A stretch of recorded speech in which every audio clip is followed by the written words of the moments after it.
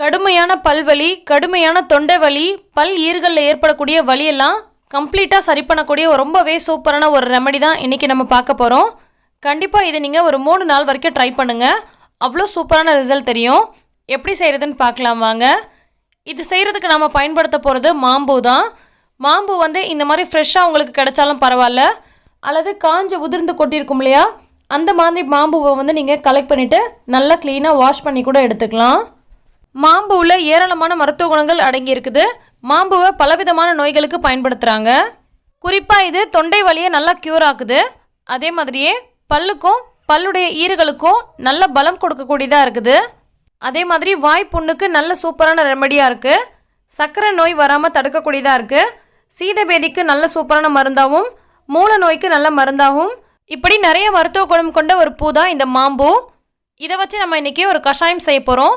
இது எதுக்கான கஷாயம் பார்த்தீங்கன்னா, வாய்ப்புண்ணு, அதே மாதிரி தொண்டை வலி, பற்களில் ஏற்படக்கூடிய வலி, பல் ஈறுகளில் ஏற்படக்கூடிய வலி, பற்களில் ஏற்படக்கூடிய சொத்தை, இது எல்லாத்தையும் சரி பண்ணக்கூடிய ரொம்பவே சூப்பரான ஒரு ரெமடி தான் இன்றைக்கி நம்ம செய்ய போகிறோம். இப்போ ஒரு கைப்பிடி அளவுக்கு மாம்பூ எடுத்திருக்கேன். இந்த மாதிரி ஃப்ரெஷ்ஷாக கிடைச்சாலும் பரவாயில்ல, அல்லது காஞ்ச உதிர்ந்து போயிருக்கு இல்லையா, அந்த மாதிரி இருந்தாலும் பரவாயில்ல. எடுத்து நல்லா க்ளீன் பண்ணி எடுத்து வச்சுக்கோங்க. அடுத்தது ஒரு பாத்திரத்தை அடுப்பில் வச்சுட்டு இதில் நம்ம ஒரு சொம்பு அளவுக்கு தண்ணி சேர்த்துக்கலாம். அதாவது ஒரு 4 டம்ளர் அளவு போல் தண்ணி சேர்த்துக்கலாம். தண்ணி நல்லா சூடாகி வரட்டும். கொதி வர ஆரம்பிக்கும் பொழுது நம்ம எடுத்து வச்சுருக்க இந்த மாம்பூ இருக்கு இல்லையா, அதை சேர்த்துக்கலாம். இப்போ உங்கள் வீட்டில் மாமரம் இருக்குது, ஆனால் மாம்பூலாம் எதுவும் இல்லை அப்படின்னா, அதுக்கு பதிலாக நீங்கள் இந்த மா இலை கொழுந்து இருக்கு இல்லையா, அதை கூட வச்சு இதே மாதிரி நீங்கள் கஷாயம் ரெடி பண்ணலாம். இது ஒரு 3 நிமிஷம் போல் நல்லா கொதிக்க விட்டுக்கலாம்.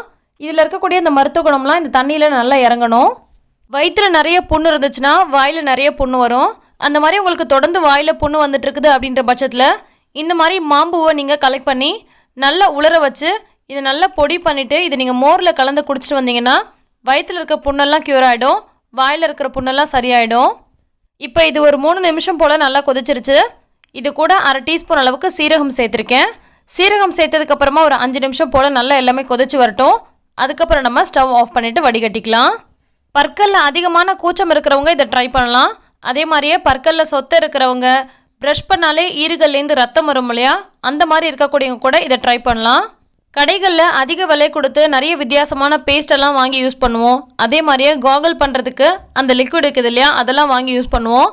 அதுக்கெல்லாம் பதிலாக நீங்கள் இந்த மாதிரி செய்யும் போது ரொம்பவே சூப்பராக உங்களுக்கு க்யூர் கிடைக்கும். நேச்சுரலாக செய்கிறோம் அப்படின்றதுனால எந்த விதமான சைடு எஃபெக்ட்ஸும் கிடையாது. இப்போ இது நல்லா கொதிச்சிருச்சு. இதை நம்ம ஸ்டவ் ஆஃப் பண்ணிவிட்டு ஒரு டம்ளரில் வடிகட்டி எடுத்துக்கலாம்.